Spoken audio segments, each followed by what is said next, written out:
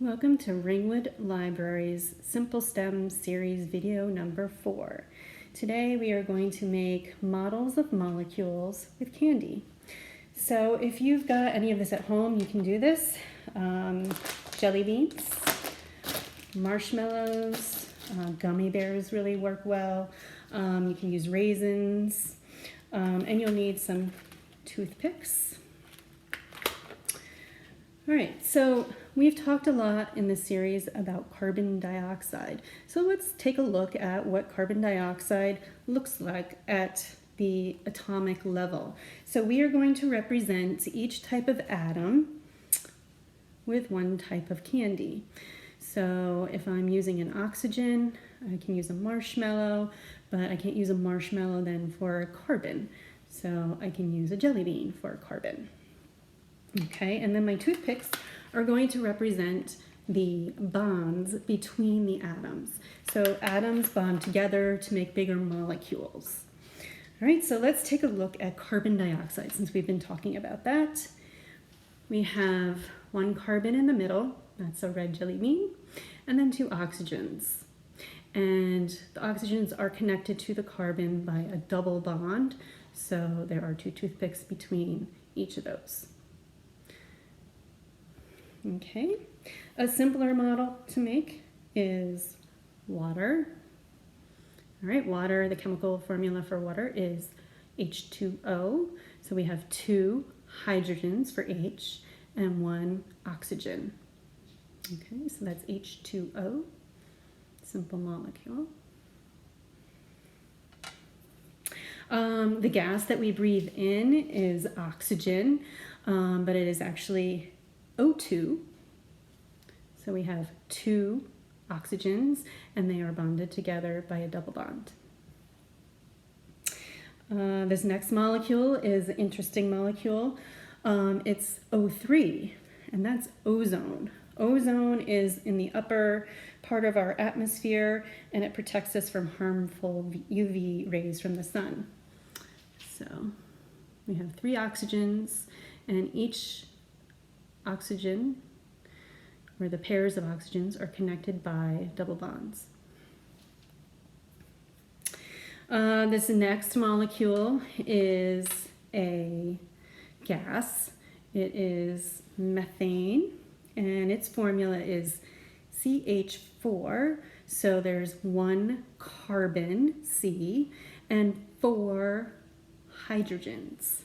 So that's what this looks like.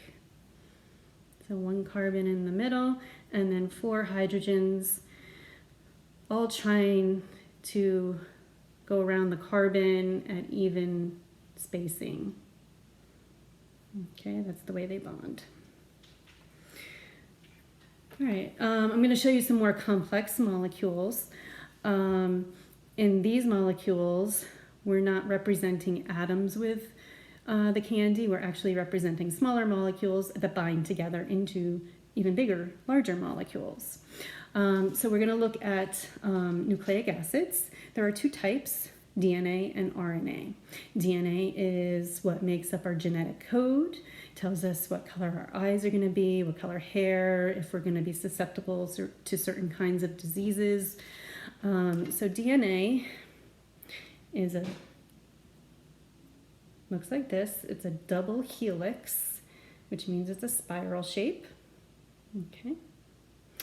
And when it's time for DNA to make copies of itself, it unzips itself and makes a copy of one side or the other. So it looks like a ladder, and on the rungs of the ladder are pairs of bases. They always pair together.